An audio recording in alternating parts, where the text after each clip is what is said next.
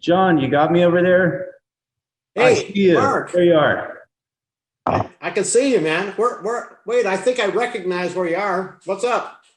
Well, I honestly, with the lockdown going on, I'm petrifyingly getting bored at home. So I've escaped to my secondary lockdown home location in the Vittorio room. So I'm hiding out here, sneaking a taste of one of my favorite wines.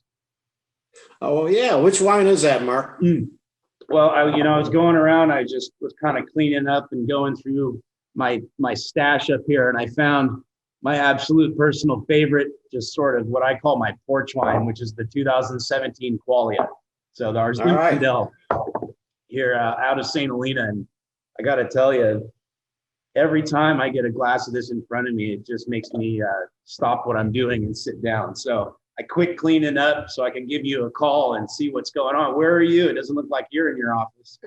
No, I'm not in my office today. Maybe a little later on, but I'm at home. I just finished up my breakfast. I actually had that with one of my favorite wines as well, the Los Carneros Chardonnay, and Nice. it was a breakfast. I call it my scrambled egg mess.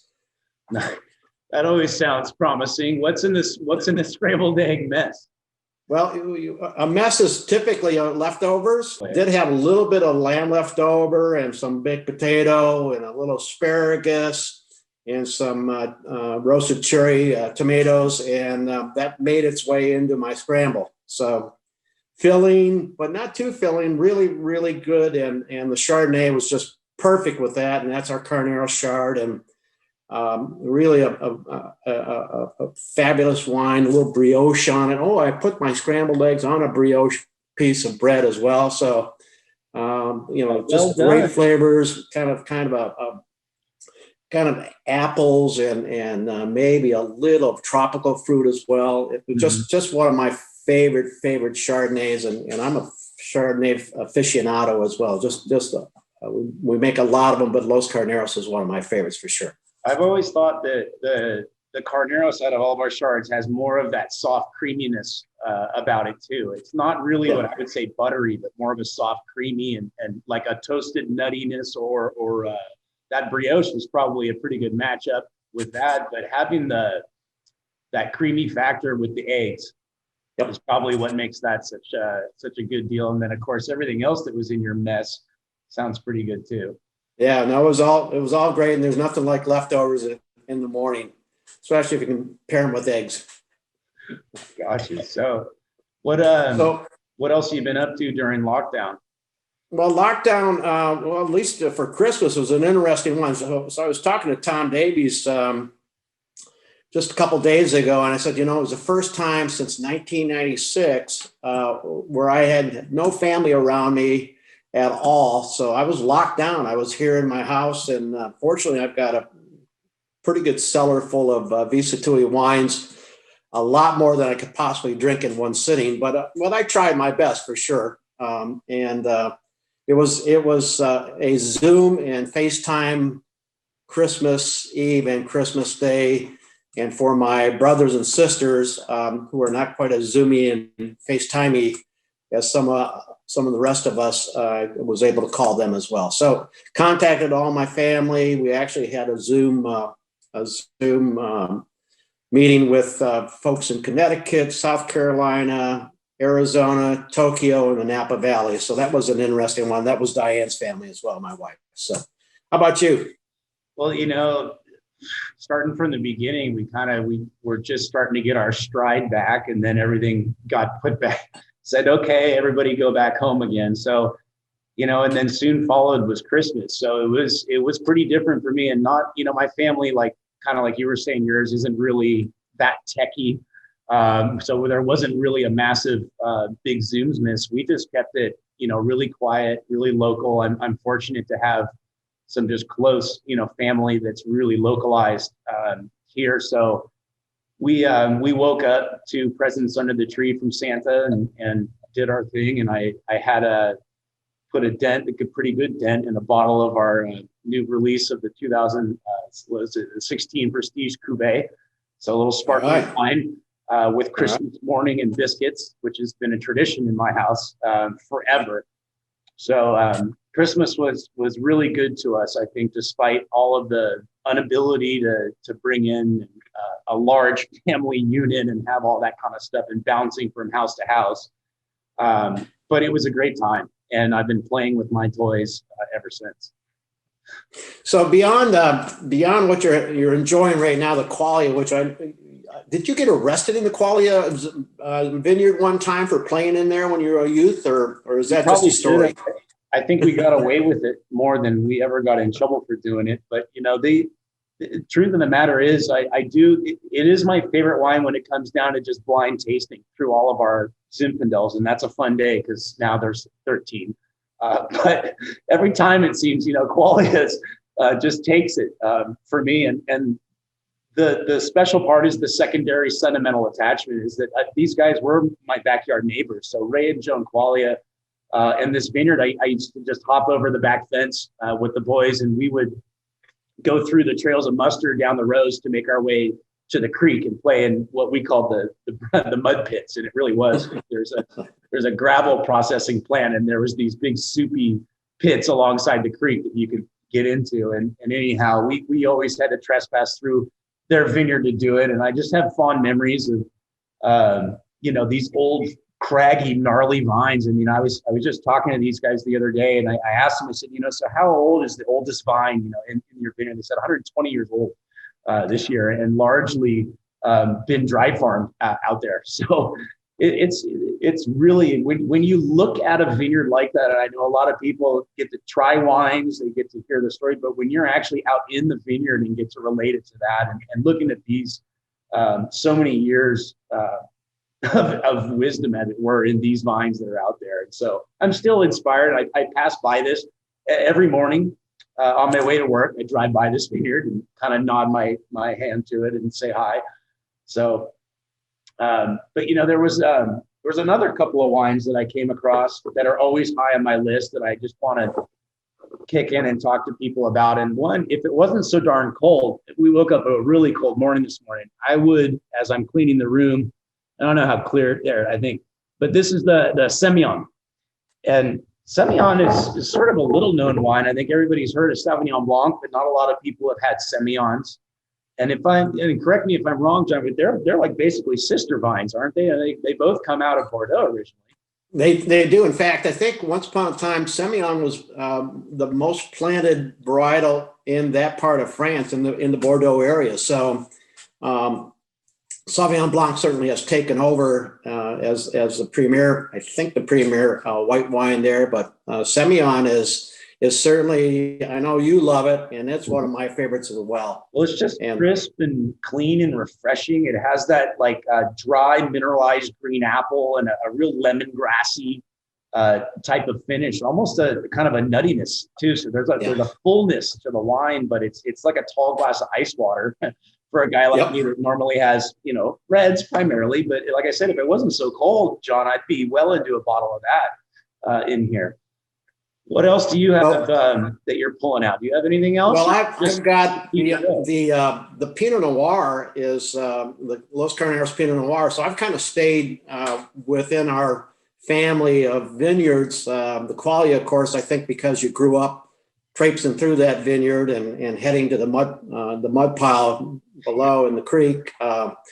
That could be considered a family vineyard as well, I'm sure. But the Los Carneros Pinot Noir, I'm actually going to have that with dinner tonight, and it's just one of those fabulous wines. It's kind of a sweet, scented, ripe plum on the nose, pretty cherry, hints of clove. The brown spices. I don't know, cinnamon. It's estate grown. There's a little bit of fruit from a couple of our neighbor vineyards as well, but Dijon clones out there as well. I mean, just it's about as Burgundian a Pinot Noir as you're going to get. And I just, if you want to know what I'm going to have this evening for dinner, I've got a nice little slab of salmon, and I think I might have a piece of wood I can put it on and grill it outside as well.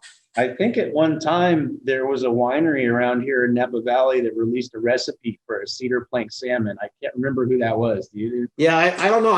He's a he's a pretty good chef. I understand. I mean, kind of a younger guy. Certainly has cut his teeth in a lot of the very famous restaurants here in the Napa Valley. I think Mustard's might have been one of them once upon a time. But and so Cindy Paulson is a great lady and an icon here in the Napa Valley. But I think I might be using that recipe. I think I've dug that up in our wine club. I've got a few cedar planks left because I had to buy the half a pallet from the hardware store. Well, thank you remember they make good kindling too. So that was a full setup just to inflate my own ego. Yeah, no worries.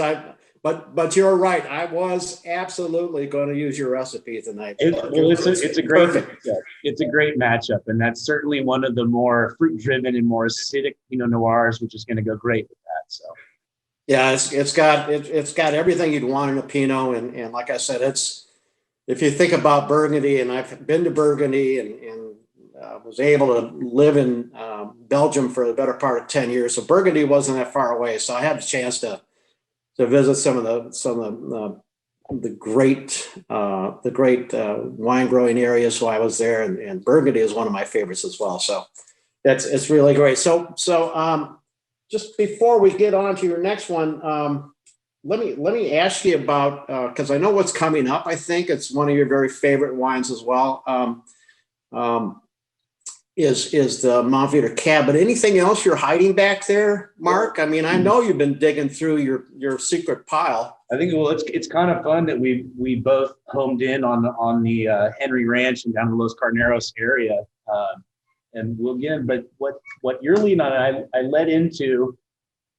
This room is really special for a lot of reasons for me, and it just is a room that holds what I really feel is some of the just most top tier of all of our wines, and then throughout some of the best vintages. Therefore, but there is one shelf that hides off in the corner that I selfishly call Marc's shelf. Not that I own what's on it, but the fact that I want to have just the certain selective things that there's not too many left of, and one that I came across that it's a really special wine, and for numerous reasons. And I just want to talk about the flavor of this wine. I haven't had it, to be totally honest, in some months. Probably pre-COVID was the last time I opened a bottle or got to have a taste of it. But it's the 2004 Steve Lee Cabernet Sauvignon, and before, and it'd be awesome if you told sort of the backstory of Steve and who he was and what this represents for the winery. But flavor wise, this wine, and it is still available. From what I understand, there's only a few of it left, but this wine is really at its peak. This is a bright cherry. It's got soft, velvety vanilla and creamy tannins to it, and just beautifully elegant in its balance. But Steve Lee was just a little bit before my time becoming part of the tasting room team here. So can you tell me a little bit about that? Yeah, absolutely. And he was a little bit before my time as well, but there were some of the old timers here, still hold him in the highest regard, and he was greatly beloved by the team. He was the vice president of human resources, and he worked the tasting room. He would worked and helped with the stockers packing wine. I mean, there was nothing this man wouldn't do to help the employees, the staff, the family here at the Napa at the winery, and just a guy. He still paid homage here. There's a picture of him today still right in the stocker area, and what an amazing man. Just the generosity.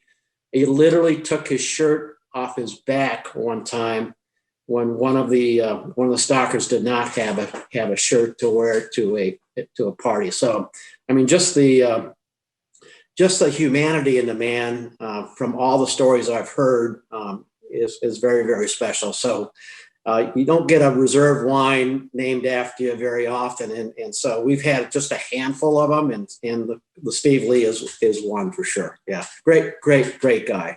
Well, it certainly is. I know in what you referred to, that picture in the stockroom, and I think it's sort of like if it was a coach that had passed on and they have his picture, out as they're running out of the tunnel onto the field, and they would give it the high five. And that's sort of what Steve Lee represents here. I think emotionally for many of us, but the wine that was made and that represents his name and his legacy is pretty outstanding. So, yeah, and they picked one of the great. I'm going to open that now. This is not a cleaning day kind of wine, but I want to know just quickly. Can you tell me a little bit of history about Henry Ranch, because I know that the Chardonnay you're having, the Pinot Noir you're having, that all comes from our Henry Ranch down there. So tell me a little bit more. And then I know that the name has actually evolved since as well. So fill me in. Absolutely. So it's just under 560 acres. It's really is one of the hidden gems of the Napa Valley. Henry Ranch was purchased from the Henry family back in 1993. And one of the interesting stories about that, there was no electricity on the ranch when it was purchased by Dario Sattui. And you've been out there, I've been out there. It's a very, very special place. The barns go back. They're historical barns. They've been featured in many publications here in the Napa Valley. You never have to wonder which direction is north. When you're on Hibbert Ranch, now known as Hibbert Ranch, named after Dario's mom. Mm-hmm. The moss on those old barns that are over 150 years old is always on the north side, along with the lichens, and it's fabulous. I mean, it's just you can see, if you go to the right place, you can see generations of the Henry family handprints in the concrete as well, and so it's a cherished part of our winery. And in addition to that, the thing I think we're most proud of, at least is not only the wines, but the fact that we protected that from any development in the early 2000s. So it's now a pristine property that'll never be developed, and so the bobcats and the herds of deer and the wild turkeys and the hawks and the eagles and the barn owls, all that livestock, all this wild animals will continue to enjoy that. And of the 560 acres, I think there's only about 60 acres that are really in either barns and or grapes. So the rest of it's just going to remain wild. And boy, it's just a great place to go visit. And I know you're going to talk a little bit about the one of the favorite Cabernets that grows on Hibbert Ranch as well, but maybe not on the lower levels, probably about 1,400 feet or something like that. Well, it's crazy, that ranch is so diverse. We're talking about having Chardonnay all the way up to Cabernet on the same property. So, you do that with differentiations and, of course, in climates, and you can do that with altitude. And the Mount Veeder, and this is the 2016, the most current release. And anybody who knows me knows that Mount Veeder for years and years has just been my solid favorite of our vineyard designate cabs, because it is very different from all the others. Being that Los Carneros in general is a cooler area, being more southern and near the bay, but going up higher in the elevation, just like when we go up higher, we start to see snow. And not that there's snow going on here, but it's much, much cooler. It doesn't warm up until the late afternoon, in fact. And so you have a longer, growing season. It's like doing a good chef would know that a brisket needs to go for many, many hours. You can't just blast it in an oven. It's got to be low and slow. And so that's how this is what I call the brisket of the valley. And it comes out just dark and rich and inky because those grapes have to basically grow a little bit more protection. They have to have a thicker jacket, thicker skins, smaller berries, more protection from the elements. And it's, I don't want to sound corny or wine geeky, but it's really really terroir driven. I mean, it's mountain feeling. It's very wild and brambly. And because a lot of the dirt has washed out of the mountains over years, you get a lot more minerals, a lot more rocky tones. And so that more mineralistic mocha-like spice is what I love. But chasing those bright mountain berries like raspberry, even up into the cherry and plum notes that Vieder can carry. So to me, always just been my favorite for that special character that those mountain grown, especially mountain Vieder grown wines carry. Yeah, there's no doubt about that. That's one of my favorite wines as well. And gosh, I grew mountain grown cab, but on the opposite side of the valley at my own ranch when I had it. And, it was clones 6 and 7 and tough growing conditions, at least for the roots, but that's what makes the wine special as well. Maybe the berry is a little smaller and concentrates those flavors. And yeah, it's a great wine. Go ahead. The only wine that I know of that's any darker than this one, which I call inky in nature, is that one that you have, the Petit Verdot. It's not as well known as a lot of the varietals. It's one of the 6 red wines of Bordeaux. People will, so what's the 6th one? It's Carnier. But the Petit Verdot is pretty predominant in the Medoc region of the left bank as well. A lot of times they're using it to kind of put a little more stuffing in the mid palate of Cabernet. It is dark. It's inky. It's got almost this purple kind of color. You can't see through the core. It barely has a rim on it. I mean, it's a fabulous wine. I mean, it's just the aromas of cassis and blackberry, and we talked a little bit about it yesterday, but blueberry as well. I mean, it's right there. It's a wonderful wine.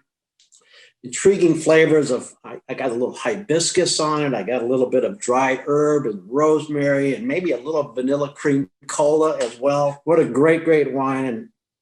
And this is a wine, I think, if you're not familiar with it, and I know you are, Mark, but if our members aren't familiar with it, it's one they ought to get familiar with, especially if they like cabs, because it's chewy.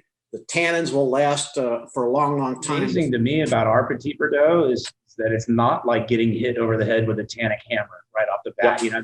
Usually that's kind of what you're prepared for if you have a young Petit Verdot, but ours remains very fruit driven. I mean, I got like dried blueberry and pie-like nature to that. Yep. That one. Yep. All right. So when I have this wine, I almost think about a barbecue sauce. Yeah. So. Boy, lamb, any game, roasted duck, anything, even a steak. I mean, anything that you'd like to at a dark meat is a perfect pairing for this wine as well. Yeah. Well, John, I think I got to get back to work here. If I sit here any longer, I'm going to put not only a dent in this qualia, but be tempted to open some of this other jazz too. So, one other thing, Mark, what are you looking forward to in 2021? God, getting rid of 2020. Are you kidding me? That's the number one thing on my list. Yeah. I always think of 21 as being a lucky number, and I think 2021 is getting here just in time. So, Happy New Year to you and to all of yours and McKenna and the entire family of yours, and I know I'm looking forward to being able to see my wife and get on an airplane once in a while and be with my grandkids and the rest of my family and welcome our friends and customers. And there are an awful lot of friends and family at the winery right now. With the lockdown, we're not seeing very many of them, but we're hoping January 8th is right around the corner and we'll be able to get out of the lockdown. And the governor won't extend it, but whatever it takes to be safe and healthy, that's the most important thing. So good health to you, Mark, in the coming new year, and a good friend, and love you, man. Hey, we'll be back. Thank you so much, John, for tuning in. All right. Cheers. See ya.